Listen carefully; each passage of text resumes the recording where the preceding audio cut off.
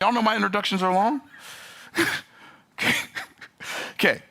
So the reason I believe that the first thing God tells us about himself is that he is creative is because the first thing he tells us about us, we see in Genesis chapter 1. By the way, when God created creation, he said, let there be. When God created land animals, he said, let the earth bring forth. When God created the fish and the fowl, he said, let the sea bring forth. But when God created man, he didn't say, let the earth bring forth man. He didn't say, let there be man, and he didn't say, let the sea bring forth man. What does that tell you? That man is very different than everything else God ever created. How many of y'all tracking? Genesis 1, verse, I'm gonna read 25 first, because this is so cool.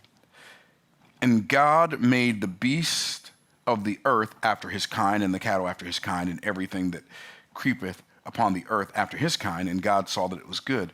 And God said, verse 26, let us make man in our image. After our likeness.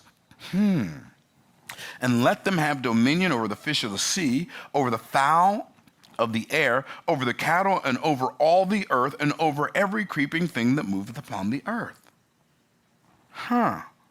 So God created man in his own image, and the image of God created him, male and female created he them. Oh, so the reason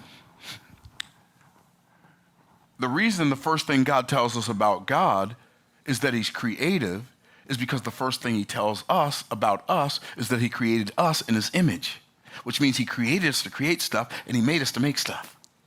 That's why we're here. Okay, now we got a piece of the purpose puzzle, don't we? Oh man, I should have named this "Putting Together the Purpose Puzzle." I guess I'll have to make another video and call it "Putting Together the Purpose Puzzle." Okay, so that would have been a great thumbnail title. Anyway, okay. So God made me. God told me he's creative, and then he told me he created me in his image. He told me he created you in his image.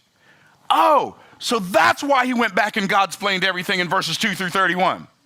Because he didn't want us to just know that he created everything, but because he created us to create stuff, he wanted us to see the process for creation. I got chills all over me right there. You say, what do you mean? Okay. I'm not going to do all of them, but I'm going to show you some of them, just so you can have as many chills running up and down your arms and back and legs like I do right now. Y'all ready? So the first thing, it began with, I'm going to make this number 2. You'll see why in a minute.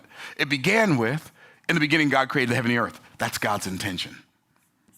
So the creative process begins with intention.